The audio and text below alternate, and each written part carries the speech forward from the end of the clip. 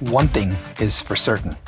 Just because it's tried and true doesn't mean it's working right now. So the big question is this: where can you learn what is working right now? The strategies, the tactics, the psychology, and the exact how-to. How to grow your business. How to blow up your personal brand and supercharge your personal growth. That is the question, and this podcast will give you the answer. My name is Sharran Srivatsaa, and welcome to Business School.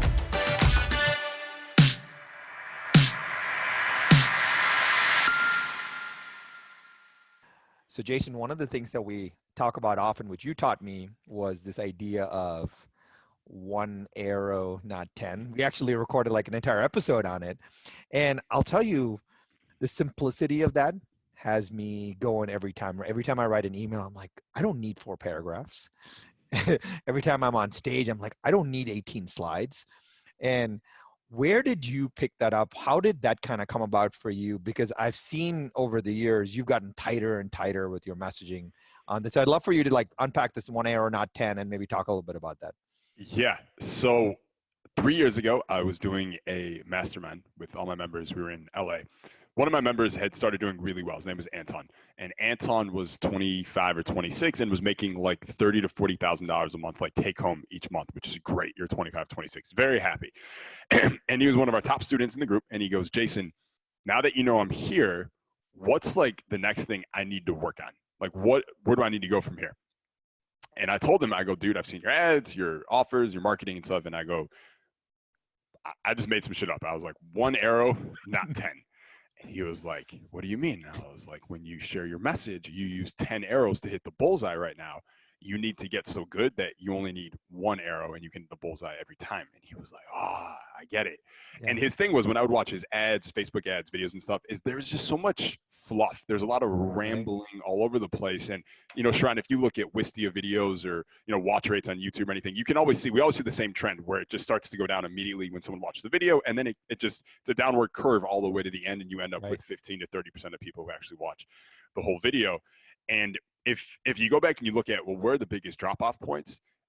It's usually like, well, one, why do people drop off? It's because you've lost their interest. And why have you lost their interest? Because you're rambling. You're talking about something that isn't relevant to them. And the minute it's not relevant to them, they're out. They have 80 million other options and other competitors vying for their attention in addition to you. And so how can you say what you need to say in one arrow and not 10? Because it's like there's this Dean Jackson talks about this New York Times article, and the headline was The Tyranny of Convenience, and how we as a society, we keep making innovations in convenience. And every time we make a new innovation in convenience, we'll never go back to the old way. It was at first, we would call for a taxi, and then they came up with Uber, and now you press a button on your phone and a car appears. That's more convenient than calling and waiting for a taxi. Right. That's why no one gets taxis anymore. We won't go back to it because it's more convenient. And because of that, people they prioritize convenience. And if your messaging is inconvenient in any way, they're out. And what I mean by that isn't like an inconvenient truth like Alcor. I don't mean that it's inconvenient that way. I mean, it's inconvenient as in you make them wait, or you leave them bored, or you leave them uninterested. That's inconvenient or friction in some way. And if that happens, they're out. And so all the rambling, all the fluff, it's all inconvenient to the viewer, and they're going to be out. And so getting really tight with your message, being able to hit in one arrow, not 10, is it's huge. And dude, it's, I'm like a lifelong student. I kaizen everything. I'm always working on it myself. If you watch, don't watch the media, but I was going to say, if you watch the media, they're really good at getting a message in a very short, condensed, like one arrow, because, they have really, really good writers who are writing that stuff for them. But it's a good example. There's, and think of it like Jerry Seinfeld with his skits, and how, he'll work on one joke for like 3 years before he tells it, because at first it's 10 arrows to get the point across. 3 years later, it's one arrow. It's interesting because I don't know why people think that they're like, well, you're Jason Capital, you write a lot, it's easy for you. And I tell people that even today, like when I write an email to investors, or I'm writing an email to the entire company, I'll write a draft and I'll send it to my partner. And I think it's totally okay to, in fact, I think it's a requirement if you're a writer, if you're a thinker or a creator, we should work in drafts. You're not going to be able to produce something perfect every single time, especially if it's of insane importance. And so people have no idea how many drafts, like I've even said, like you and I, when we write stuff, I'm like, hey, can you look at this? Like we go through a lot of drafts. What are your thoughts around when you write something? Do you actually see, hey, I've got 7 arrows in here, I can actually reduce these? Or how do you think about kind of the draft refinement process? Yeah, so I think that the best messages are rewritten, not written, right? And so are the best speeches. That's awesome. That's an old Dale Carnegie line where he would say the best speeches are they're rewritten, not written. And I think messages are the exact same way. I edit stuff a lot. A lot of times I'll say it out loud after I write it, and Yeah. I can hear fluff. You know, I can hear bullshit or friction or whiskers, and I try and get rid of it. I also think about John Keats a little bit. I call it the Keats trick in my brain. John Keats was this poet, and I don't know anything about poetry, so I don't want anyone to think I'm like a very well-versed individual. I'm not. But I do know that he wrote some of the longest poems of all time. And what he found was that his trick was he just had to keep writing and writing and writing because the good stuff would come out after the bad stuff. So he was like, I can't stop writing because if I stop writing, I won't get the good stuff. So he's just like, I'm going to write and write and write. And then some of it just comes out, just happens to be better because I have momentum and I'm more warm. And so when I'm speaking or when I'm writing, I always think about that I want to just keep working on and getting it out because somewhere in there, the one arrow is going to appear. And then it's my job to identify it and remove everything else. Yeah. Do you believe that there's a lot of schools of thought on social media, especially right now, where you say volume is better than kind of trying to get your perfect post out? What are your thoughts around?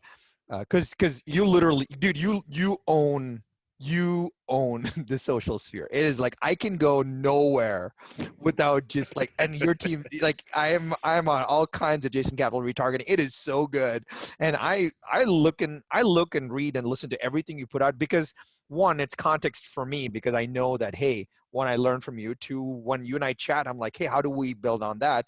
But take this 1 arrow not 10 concept. How do you think about kind of creating material or content for social media? Do you believe that you put more out and you'll figure out a path? Do you believe that they got to edit before you put it out? Where do you fall on that spectrum?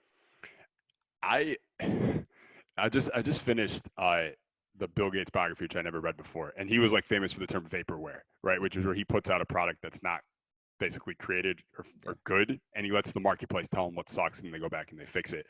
And I kind of think about our content the same way, where I'm just like, let's just put everything out there, and they'll tell us what they like, and then we'll just do more of that. So to me, it is a volume game. Like right now, dude, we're posting 10 times a day on TikTok, So which good. is a ton of volume. I look at it as like very, very cheap digital real estate, and I want to Yeah. buy up as much of it I can. So that's why we're doing 10 times a day there. But to me, it's totally volume. There's no such thing as a perfect post. If there is, I'd love to see it because I haven't seen it yet. And it's just like let's just put as much as we can out there because all the algorithms they reward new Right. anyways, right? So like even if you had the perfect post on Sunday, you still got to post another perfect post somehow on Monday, and it's probably not going to happen, right? So to me, it's just about like get the posts in, like get your 10,000 posts in there, and I Yeah. promise you, after 10,000, you're going to be pretty good at knowing what your audience likes and what they don't like. You know, it's so I love the algorithm rewards new. Like that's a really good one, right? Um, the one thing that you talk a lot about is kind of this development of these skills, and I want to go a little bit into that because people think that when they think content creation, I don't know why they instantly go to uh, skills that don't matter.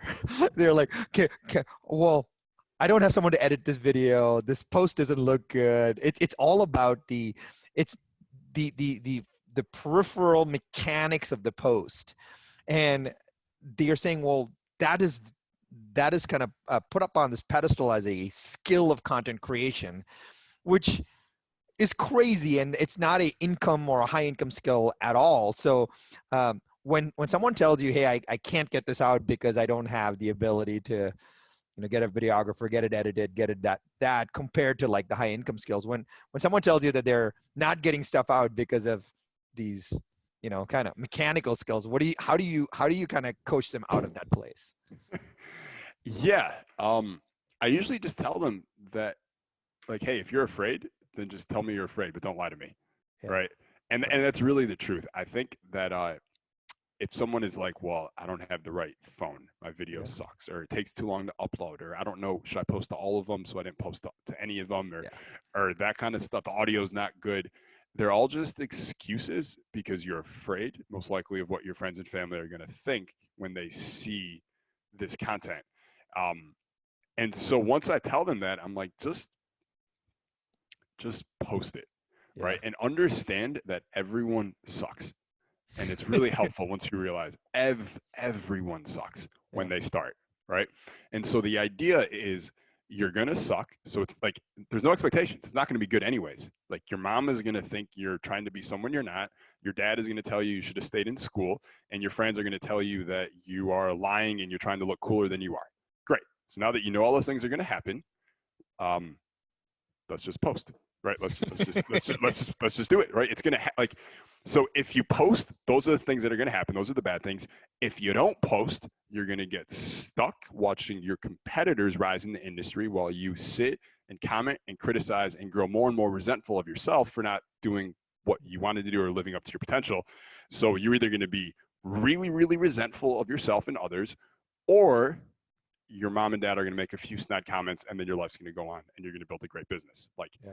which one sounds better to you? Right. Yeah. So let's just suck and let's post and just once people understand that you're just going to suck at the beginning, that you just start posting and sucking and posting and sucking. And eventually you don't totally suck. And that's the point where people actually start like commenting and liking and engaging.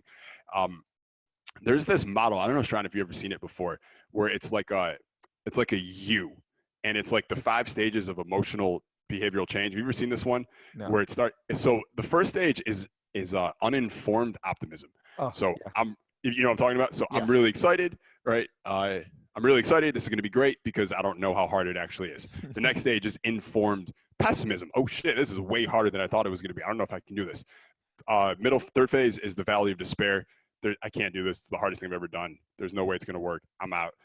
If you keep going after that, then you get to informed optimism. You go, oh, this is really hard, but I can actually make progress on this. I can Kaizen, I can get better. This is great.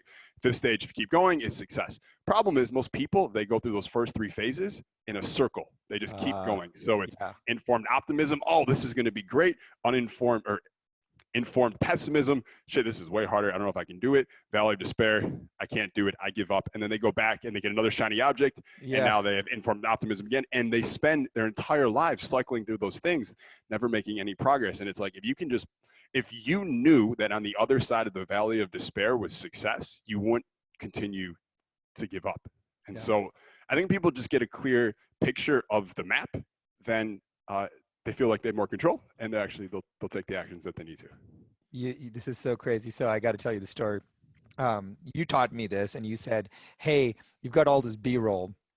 Go ahead and tell your editor to take this B-roll, record a really great message on top of it, so that people see you live on stage or wherever, but you have a great message on top of the B-roll, and post that." And that became the video. So I did a whole series of those on my Instagram. People can go watch it. I'll link it below. But the crazy part is, I was talking to my mastermind group, and they're like, "Oh yeah," and I'm telling them the story. They're like, "Well, yeah, of course, you talked to Jason. Jason told you that. You executed because you have the team." And I told them, "Well, here's what you don't understand. I go into my Instagram, I click insights, I screenshot the insights of that post, and then the next post was a throwback Thursday post of me 2 years old. It had nothing on it. It was a black and white photo. There was nothing on it, but I wrote like 7 ways, like some kind of caption where I wrote like a story about, hey, 7 ways to get out of being in a funk or something like that. It was like 7x better engagement on that post. So I was trying to tell people, yeah, I had this. Yeah, Jason taught me this. I did it. It was good. But please understand that what you're saying that you can't do is what I did. But my TBT post with me of a picture of 2 years old with a caption that you could have written got like 7 times more engagement, and silence in the room, right? Like silence. Yep. Which takes me to my next question, which is, you give people a roadmap often, especially your members, your clients, your students, and you say, listen, if you're not focused on generating and creating one of these skills for yourself, as in high income skills, we call them, create a baseline for those, then you're kind of playing with the shiny objects.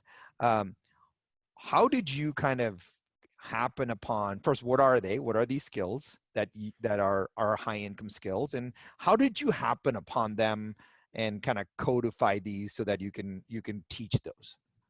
The high income skills that I talk about, the big three, are copy, closing, speaking, copy, like copywriting, like the words you use to persuade, to motivate, to sell, closing, the ability to convert prospect to customer, and then speaking, right, the ability to communicate your message on video or in person or in a conversation. Those are the big three high income skills. There are more for the people out there who are like, well, what about this? And what about, yes, networking and negotiation and coding, they're all high, yes. They're just the big three, copy, closing, speaking, to me, because I feel like if someone is proficient at even just one of those, they will not go hungry. You'll be able to sell, you'll be able to create an income for yourself in the digital economy that we live in today. The way I happened upon them, dude, is I'm not blind, right? Like, I don't know how else to say it. Like, I'm not blind. And if I looked at all the people when I was even 20 years old, and I'm at Michigan State University, and I'm trying to figure out how do I build an income for myself that doesn't rely on having a boss or a job. And I looked at the people I knew who were making money on the internet: Craig Ballantyne, Bedros Keuilian, Joel Marion, people like that. And I was like, what do they all have in common? They all could sell and speak and write their ass off. That was it. And I was like, I'm just going to get good at those skills, and I bet you I'll make money too. And that was it. It was probably Joel the most, who just beat copy into my head so much because he was so much about it. And really, like, there's nothing else to it other than that. It's just copy. Because to me, there's so many opportunity vehicles that are offered to the business opportunity crowd today. You can do Forex or penny stocks or Shopify or social media boss or become a closer. Like, there's all these different vehicles people can drive to achieve their 10K a month from home dream or whatever it is. And they're all fine and they all can work, but none of them will work if the person doesn't have the skills that we're talking about here. So I was like, what is the thing I can teach that will really allow people to succeed no matter what vehicle they choose? And to me, it's copy, closing, speaking. Yeah. The and the one thing that people don't realize also is that there's a cadence of those, right? Especially like you and I really align on the daily emails. People will tell me often, and they say, well, you can't be in people's inboxes every day. They don't realize that you condition them to wanting to have you in their inbox every single day. There was a couple days when, like, I missed. So I had I scheduled it. Normally I schedule my emails for, kind of like 7 a.m. Pacific time. I, by mistake, scheduled it for 7 p.m. one day. And I got hundreds of emails saying, did you take me off the list? What happened? Because by mistake, they didn't get their morning email. But people don't realize. They're like, well, you can write email. I was like, you don't realize I've written 2,000-3,000 emails, like thousands. Yes, I can bang anything out because that forms in your head. But there's a cadence of, like, the development of the skill. Like you said, there's Kaizen to it. It's not like you know how to write copy, so it's done. Yes. That doesn't work. How much, like, let's take writing for just a second before I want to go deeper on one thing. How much, like, what is your writing practice? Do you write daily? How do you kind of devote time to writing? Do you just write? Do you think and write? Do you actually talk and write? What is your kind of mechanics for getting words on paper? Yeah. So first of all, your emails are great. Like, they are. I appreciate it. Thank you. Yeah. But that said, I don't know what they were like when you first started. Right. And my guess is they weren't what they are today. Oh, no. Yeah. And so we all get better, and we all suck when we start. If there's one thing people get from this, it's that you suck and it's okay. Like, that's I hope everyone gets that. For me, Sharran, when I first met you, I was wrapping up my dating business. I just finished it. Right. But before that, the previous 5 years, I had built a very successful dating advice business for men that was based entirely on a daily email that went out. And it started in late 2012. And everyone in my industry would send these emails where it was just pitch every day. I'm going to sell this affiliate offer, sell that affiliate offer. And I was like, I bet if I like write a product every day and I give it away for free, this is going to create some noise and I'll stand out like a sore thumb. And so the emails I'd write in dating became like 2,000 to 3,000 words a day. These were Wow. like incredible. These are products that were Yeah. they get people getting for free in emails. There were sub headlines. They were formatted. Like it was like a sales letter every day, but it was content. And I did that for 5 years. I don't know how many letters I wrote or emails I wrote in total, but I had them printed out once, and they filled an entire closet, like stacked. And we still had tons more boxes of just these giant like Oh, wow. binders filled with the printed emails. My point was there was a cadence. The cadence was daily, and it was Sundays included. I would just write that daily email first thing every morning. And so that's how I got good at writing. That it was that. Like Yeah. absolutely. And the best part about it was when I wrote those, there's always a call to action in those emails. Like I would never send an email without a call to action. That would just be selfish of me. That would be rude. I wouldn't do that to the reader. Uh, but I could send out the email, and then in the first 2 to 3 hours, I could check ClickBank and I could see how well the email did. And Right. so there was an instant feedback loop from my writing to how much money it made. And so every day I could course correct more of this, less of that. And so the writing got tighter and tighter. If someone is a copywriter who writes for clients, you don't have a daily feedback loop from copy to sale. You may give them a VSL or a webinar. They won't test it for a month, and then you won't get stats back for another month. So you wrote it in January, but you don't even know how well it did until March. And so you don't know from January to March if all the stuff you're doing is optimal or not, Yeah. right? So there's this huge advantage to a daily email where you sell, or a daily something where you sell, because you get instant feedback on what the marketplace likes and what they don't. Today, at this point, to be perfectly honest, Ron, I don't even write anymore. And I've written a couple books in the last year, and for the writing like that was, I don't know, it's pretty easy but what I like to do is just speak. I Yeah. very much like to speak. And if there's one skill I continue to work on more and more, it is speaking, because it's such a time saver, dude. Like Yeah. if I can get a message out that's powerful and effective and does the job, and I can get it out in like 5 minutes, right? Instead of writing it for an hour, well, now I have an extra 55 minutes that I can allocate to something else, right? So I think the skill of speaking is so important. I remember years ago, someone told me, and I don't know if it's true or not, but I believe it's true because it motivates me. Is that they said Jay Abraham gets $100,000 to write a sales letter for a client, right? And this was, I don't know, 5 years ago or something. And I was like to me back then, I'm like, that is insane. Yeah. 100 grand, right? And they go, yeah, and he doesn't even write it. What are you talking about? He doesn't write it. Here's what he does. He walks in circles around his office and he speaks the whole sales letter from top to bottom, recorded, and then it's transcribed, and copy editor just finishes it up, and the sales letter's done. He'll write the $100,000 sales letter in less than an hour, just speaking it, the whole thing. It's like just giving a speech. That's it. Yeah. And I was like, that's incredible, but two, I want that skill. Right. Because for every other copywriter who gets 100 grand, it takes him 3 weeks of research and Yeah. writing to get that done. He could get it done in an hour, right? Yeah. And there's no reason I can't learn how to do the same thing, whether it's a sales letter, whether it's a speech, whether it's an Instagram video, whatever it is. Like how else would I be able to post 10 times a day on TikTok if I hadn't continued to kaizen the skill of speaking, Right. right? It's just not possible in terms of volume or breadth. So I hopefully that answers the question a little No, bit. it's so good because I'll tell you tactically what I've been doing, which is um, I have been waking up really early. When, as you know, I'm an early riser, and I've been trying to force myself to not force my. I enjoy these walks. I just walk by myself, and it's kind of with, I call it the by yourself with yourself, right? So it's by yourself. So I don't have a podcast or anything on. I'm by myself, but I'm also with myself. So I don't have anyone else in my ear. And what I do now is I just have the rev.com app, which is just a transcribing app. And I literally talk into this app.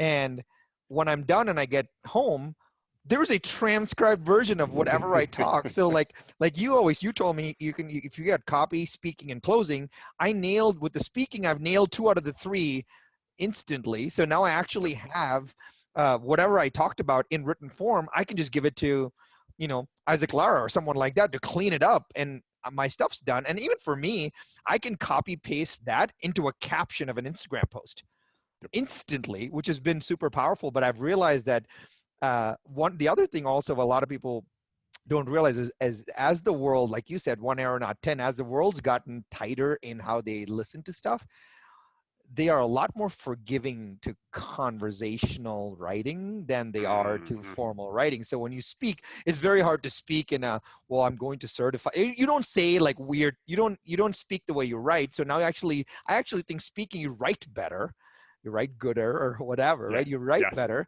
And so Yes. now it becomes a lot more conversational. So when someone's reading it, they almost have you in their ear, which is very, very cool.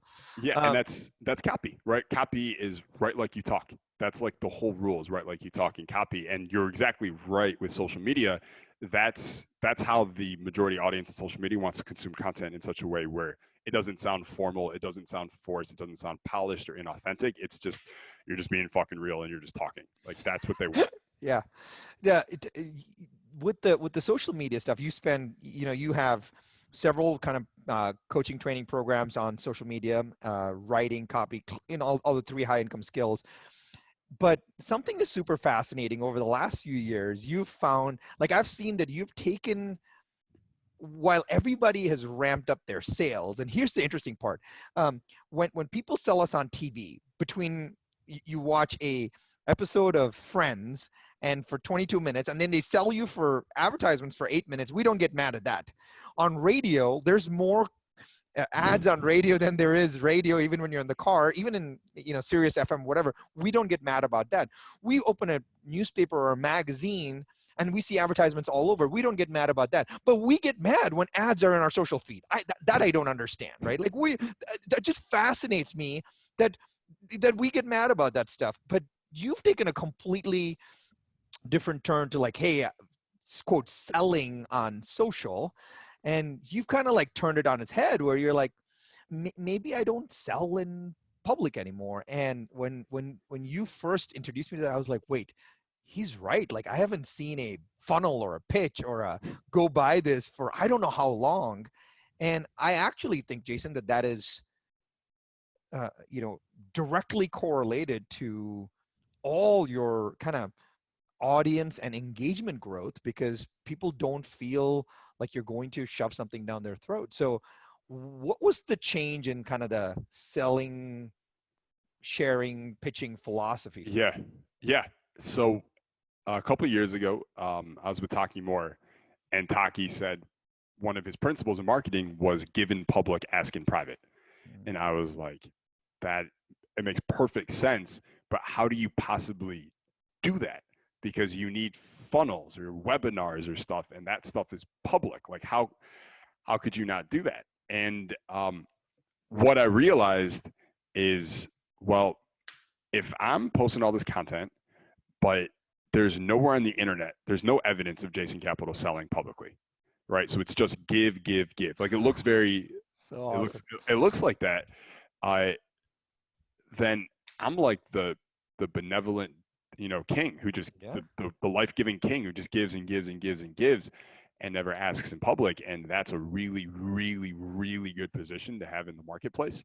And all I need to do is just figure out a way where I could convert people in private, right? And I think about like Tony Robbins, right? And as far as coaches go, Tony Robbins makes more money than I think any coach on the planet. I'm sure there's some secret one we don't know who's just amazing, but Tony Robbins is pretty much the wealthiest coach there is. And Tony never sells in public either.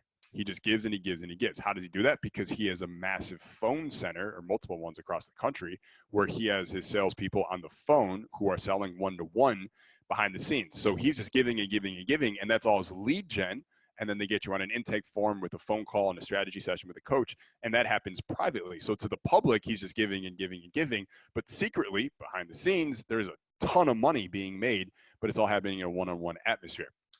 Right. And everyone in marketing, they have sales pages and things like that, webinar funnels, and all that stuff just smells scammy, right? It just does. There's no other way around it. It works and it makes money, and I get it.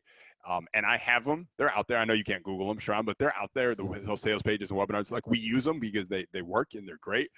But on social media, I don't send traffic to them. I don't promote them. I just want to give. So we do the same thing. Whether it's driving leads to phone calls or leads to just private conversations over email or text or whatever it is, but we do it one-on-one, right? My whole thing is like I think a lot about Dean Jackson's like 85-15 rule, where he says, do you know what I'm talking No. about? No. Where he has some study he quotes Oh, and the bundle of leads study. yeah, the 100 leads, right? Yeah. Where at any given time, 100 people in your marketplace, 50 of them will not buy from you. They will not buy from your competitors. Don't even worry about them. Of the remaining 50, 7.5 of them will buy right now, and 42.5 of them will buy between 90 days and 18 months, right? And so that means out of every 100, there's 7 to 8, let's say, people who would buy from you today if the environment and the whole thing went right.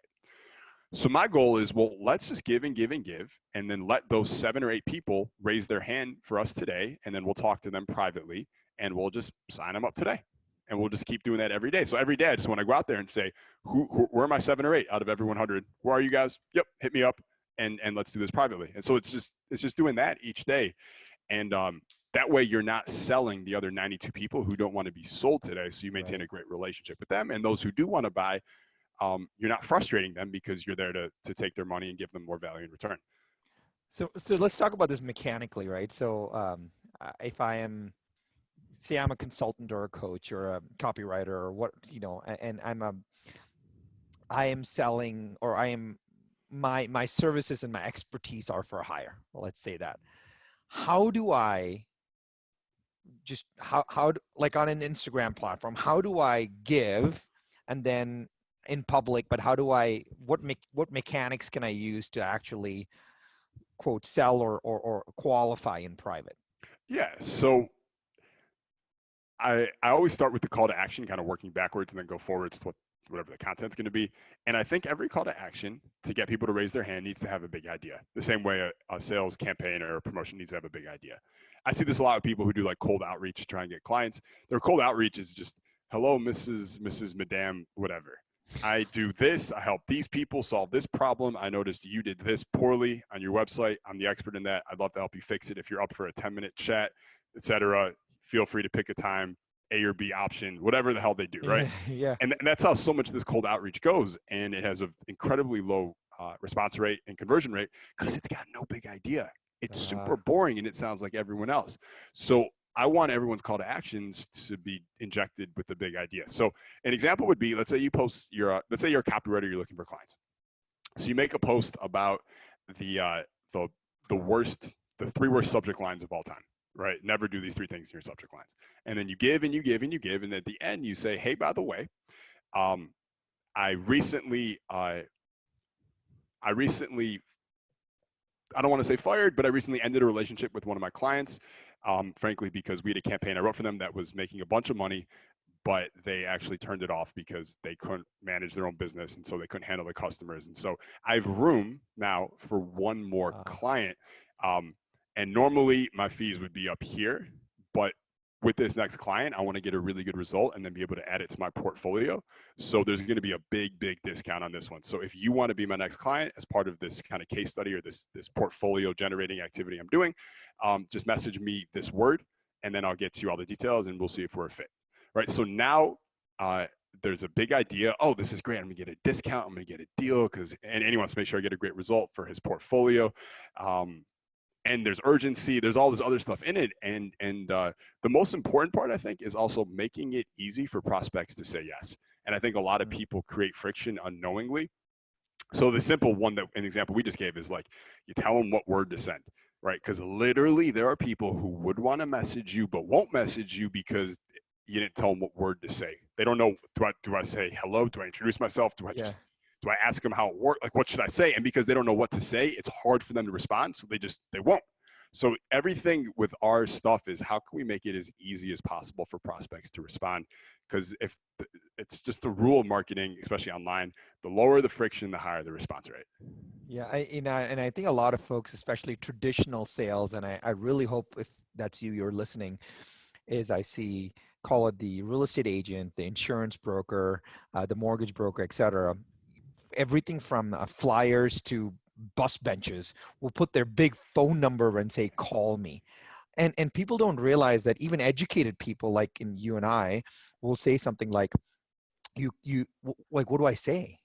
I call and say, well, oh, "Hi, Jason, I was stalking you." Like, it's weird. Like, what do you say? Like, "Hi, Jason, I saw your number on a bus bench." That's weird. Like, that's weird to say. Even I don't want to say that, right? It And sounds like you're doing something wrong or something. yeah, totally. And since they don't Yeah. want to say that, they don't want to put themselves in a situation that is like that. So I always tell people, "Hey, listen, always think about it when if it's uncomfortable for you and uncomfortable for them, then you probably shouldn't do it. Like, you cold call somebody, it's uncomfortable for you and it's uncomfortable for them to receive the call too. Like, Yep. you should not do that. That makes no sense whatsoever. The At only all. two situations are if it's uncomfortable for you but comfortable for them. Hey, I'm okay with that. That you need to get over it. But let's find a way where you can say, "Hey, I have this case study. I got one room open. I will do this discount." It's comfortable for you to say this because you feel integrity. "Hey, if this is of interest, message me the word tiger," because I love you do it with the picture of the tiger. Message Yep. me the word tiger below, and I'll get you all the details. Now I'm comfortable doing it, and others are not. But the question, Jason, is how do you do it in a platform that doesn't is not conducive to like either a quick message or so, like, how do you do it on email or maybe on like a TikTok where you can't direct message? How do you do it on a platform which doesn't easily allow for like a quick direct message? So to me, email definitely allows for a quick reply. I think Oh that's yeah, all you do yeah, in email is just, hey, hit reply and just put this word, and then my team will take it from there. That's another part also is telling them, like, so you're going to tell them a word to message you or just say this, call this number and just say this or something like that, is tell them what happens after they do that also. yeah, Because it takes away that fear as well. I always use the example of imagine you're walking down a busy street in New York City pre-COVID, and there's a guy in the street, and he's like a street performer, and he's like, "Hey, I got a box here. Put your hand in the box." And you're like, "I'm not putting my hand in that box." Right? And he's like, "No, trust me, it's cool." And he opens the box and he shows you there's a Snickers bar inside. That's it. And yeah, he closes it. He's like, "Put your hand in the box." And you're like, "This is weird, but I like Snickers." So, okay, I'm in. So you do it and you get Snickers, right? And everything's cool. Well, you as a marketer, when you're like, just hit reply and let me know, you're basically saying, hey, put your hand in this box, because you uh, don't know what's going to happen after your hand is in the box or after you hit reply. So just what we literally say is just do this and we'll get you all the details. yeah, That's all you have to say. But to me, it makes a really, really big difference. To answer your question though, like on TikTok, right? TikTok DM sucks. We've done a lot of experimentation with it. It's yeah. awful. It sucks. So what we do, at least for now on TikTok, is we send them to ManyChat, so we can talk to them on uh, Facebook Messenger. Is what we do Got there. it, Yeah. got it. So So it's a yeah. So you're saying, hey, listen, regardless of the platform, create a non or a very low friction way of them engaging in a conversation. yeah. That's it. I just want conversations. Like you've heard a million people say, conversions happen It in happened. conversations, Yeah. and it's like the more conversations you are having, the more money your firm or your company is going to make. Period. A really good metric, like a lead measure to look at in your business, is how many conversations did we have today, because Yeah. it's a really good indicator of how well you're doing or not. And the whole goal of marketing is to generate conversations, because those conversations will lead to sales. So this is fascinating because so now we have this, giving content based play, and then we have this time when you're actually kind of making a call to action or a case study or something like that. Is there any uh, kind of golden ratio for how you content versus a call to action? How do you think about that? Um, there, yeah, I mean, everyone wants the golden ratio and here's the commandments, right? I I don't know what it is. I always I can like I can tell. It's like a gut feeling. When you're asking too often or too much, Yeah. right? It's like, do you remember? I don't know who said it, but I think it was someone on the Supreme Court like years ago. Was like, how do you define porn? He was like, I don't know, but you know it when you see it, right? And it's it's kind of like that, where when you're pitching too much. Yeah. My suggestion is to always just over index on giving, and Yeah. that's, I mean, like, let's say right now you're doing like 3 gives for every ask, and Yeah. that's a fine ratio, but it still feels a little off to you. What's the cost of you really giving one more time each day? Like, is it Right. really that hard? Like, especially if you batch it and you chunk it in the right way so you get it all done at once. Like, it's really not that hard. I will tell you this: our ratio on TikTok is 9 to 1 right now. So we post 10 Awesome. times a day, and it's 9 gives and it's 1 ask each day. And to be weird, on TikTok, a lot of times our asks get more views than our gives. So weird. Like most of the time, I would say. So in the gives, I find a lot of people, especially who are quote experts, right? They're giving their their services for hire, expertise for hire, copywriters, consultants, coaches, etc. And the number one pushback for some strange reason that I get is, well, what if I just gave this all away? Then I am, I'm giving away all my IP. I'm giving away all my best ideas for free on the internet. Why would they hire me if I just gave them all away? How do you, like, what's your kind of broad thought around that? Just give them the what and not the how. So let's explain that for a second. Sure. So for instance, when I teach speaking, I have a few principles that I'm always going to teach when I teach speaking. Like my 3 rules, right? When I go on stage, I have 3 rules. Rule number 1, this is my house, right? So I set the rules, but you're my guest. I want to make you feel welcome and good, and I want to take care of you, right? So that's rule number 1. Rule number 2 is what's in it for me radio. So I always want to make sure everything I'm talking about is relevant to you, and I keep reminding you of how this is beneficial for you. Here's the good that happens if you listen to what I say. Here's the bad if you don't. And then rule 3 is breathe life, meaning my only criteria for success when I speak is, am I going to breathe life into the audience or not? I don't care if they say make all this money or save all, like that stuff's a bonus. But if I breathe life into these people and I inspire them and they leave here better than when they came in, that was a successful speech for me, and I'm happy. Those are my only 3 rules. And if you can follow those 3 rules when you give talks or videos, you're going to do much, much better. Right. So the person listening to all that is like, wow, that was really useful. Thank you, Jason. Yeah. Yet I didn't tell you how the fuck to give a talk at all. It's so good. Right? Yeah. So that's the what, not the how. The what is usually principles. The how is like the formula. Do you think that a lot of folks struggle with that? And as you were saying that, I was thinking about a few things. Do you think the reason why people struggle with that is they are such technicians that they know the how, they haven't had a chance to actually stop and think about their principles and think about the what? Mm-hmm. Yeah, I think you are totally right. Most people don't stop and think about why they do what they do. Right. They just know how to do it. They don't want to talk about it. Some people even have this superstitious belief, like if I think too much about what I'm doing, that I won't be able to do it as well, right? Which is just nonsense. What I do is last year, so I'm in Puerto Rico right now, about 30 minutes from San Juan. And last year, I was really inspired by Bill Gates and his Think Weeks, and I was like, I got to do one of those. And so I went and got a room at the St. Regis on the other side of the island here in Puerto Rico, just for 3 days, not a whole week.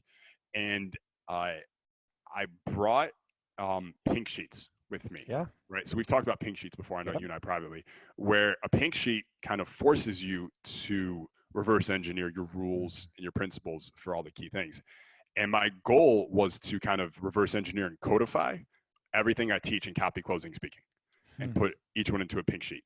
And I ended up creating, I think, 26 in-depth pink sheets in 3 days while I was out there.